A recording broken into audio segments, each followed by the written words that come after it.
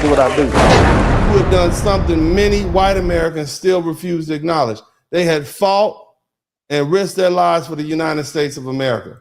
Both of them were military veterans, part of the generation of black men who had served in World War II and the Korean War. Overseas, they had learned discipline, tactics, marksmanship, and how to command respect under fire. In foreign lands, they had been told they were fighting for freedom and democracy. But when they returned to Louisiana, they couldn't even sit at a damn lunch counter or vote without risking their lives. And they were fed up with it. They were done. So Thomas and Kilpatrick understood, these brothers understood the limits of philosophy. You understand me? They had seen men die in real war, not these shuckabuck clowns down here in North Louisiana walking around, riding around with hoods on the back of their neck. These men weren't brave.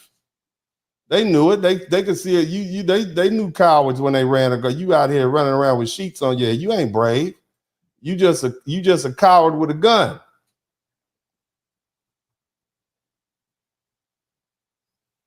They recognized that what was happening in their hometown was no different than what they had seen overseas. And they weren't eager for violence, but they were no longer willing to let white supremacists hunt down our people unchecked. And so what did they do? Armed with their military training and deep community ties and unshakable sense of duty, they began organizing a local defense militia. Now keep in mind, a lot of black folks had fled the South. They had left and moved. They went to Detroit. These brothers stayed in the deep South. I'm not talking about North Carolina and Virginia. I'm talking about Louisiana. And they call themselves the Deacons of Defense and Justice, a name that blended moral authority of the black church with strategic precision of a paramilitary unit. You understand what I'm saying? Now, why Jonesboro? Why then? Again, Jonesboro was a small, poor, and racially stratified little town. I've been there. Like I said, I paid my water bill in Jonesboro probably around about 1992 or 3. It was going to cut my water off. I had to ride over to Jonesboro and pay for that.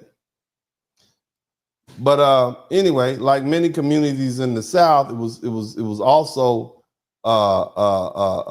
organized and was proud. Black residents had been agitating for their rights widely for years. When the local black schools remained underfunded and when black businesses were harassed, when these activists who came down would begin to be targeted, they were all, it was a simmering awareness that something had to be done. And see, the town also had one other key feature. Men like Thomas and Kilpatrick respected, they were fearless and unwilling to let their children inherit a world of fear. Do you hear me? Shout out to GCLA. And with just a few volunteers at first, the Deacons began patrolling the neighborhoods, escorting activists, and standing guard at the civil rights meetings. So they having these peaceful civil rights meetings inside the building, and outside the building, they got these military veterans who are ready to put in that work. You understand what I'm saying? They working hand in hand.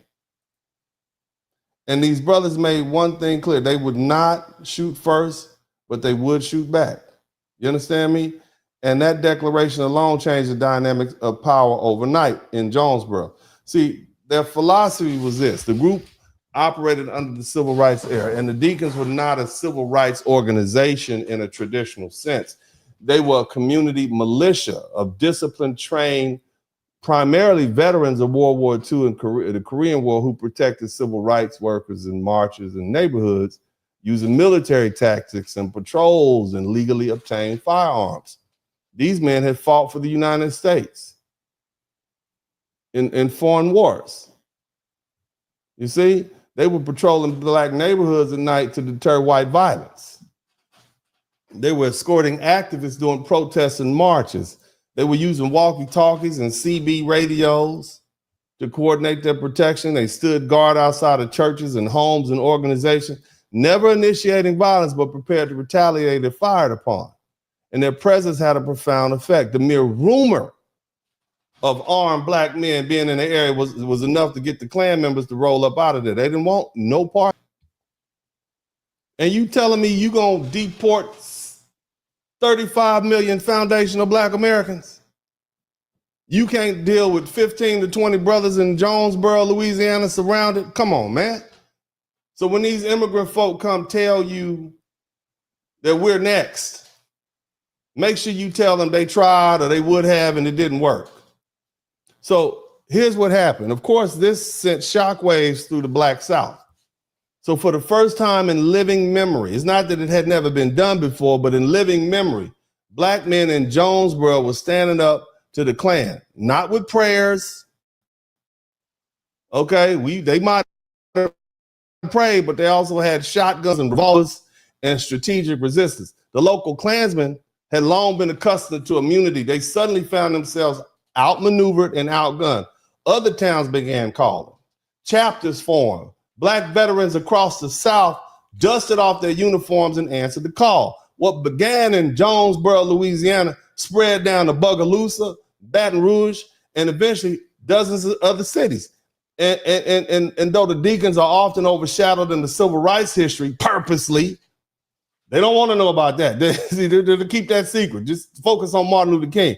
The courage forced the federal government to take notice. Even Edward J. Hoover, the FBI director, he had to pay attention.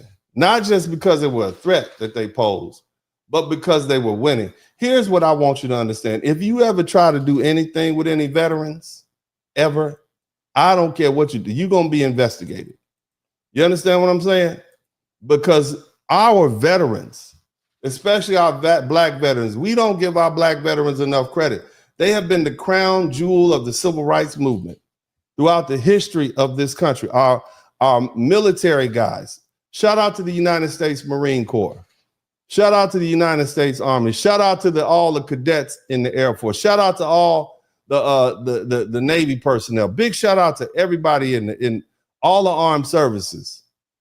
You guys are the reason that the country integrated. It was the death of a military man that calls for the president of the United States to say, no, we're going to integrate the military. And that set off a cascade. You see? Because if nothing else, he understood the importance of making sure our military men are taken care of. So shout out to all the military, shout out to all the kids, shout out to all the wives who have military relatives in the armed forces. Okay? But so back to the Deacons of Defense. They were born not out of hate, but out of righteous insistence that black life is worth protecting. And their formation in Jonesboro, it wasn't an aberration. It was a natural response to lawless violence.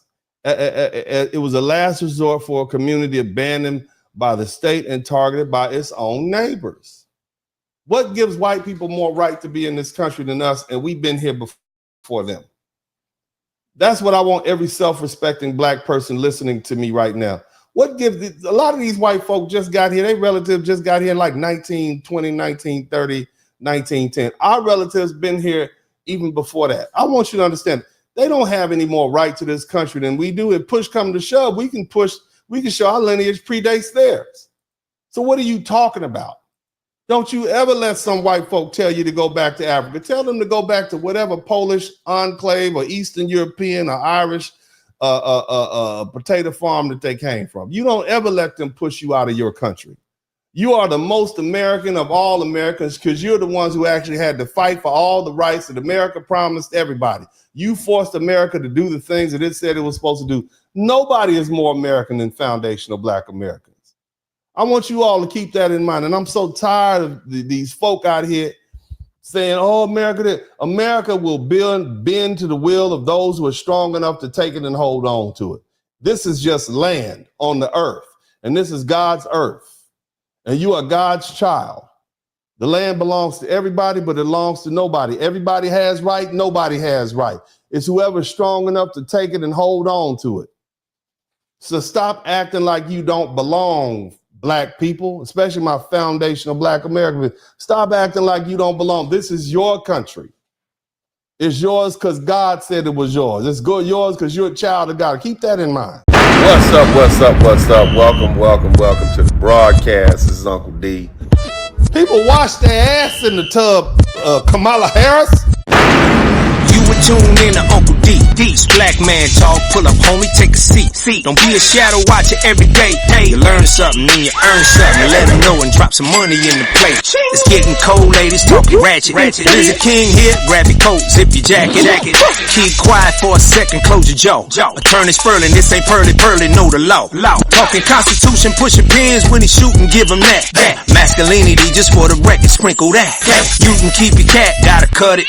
Only cat he rubbing, gotta love it. I call it Molly Buddy. Gotta vote your interest, voting earns. Presidential, this is for the money that I earn. When you gon' learn, my people, that evil mixed with evil. No matter what you're doing, baby, this ain't equal. Sometimes when you're special, you get hated. The test is for the best, you're damn right, my people made it. Uncle D, Blizzard King, you been served, gotta notice. Now black men out here know we winning, gotta hold it now.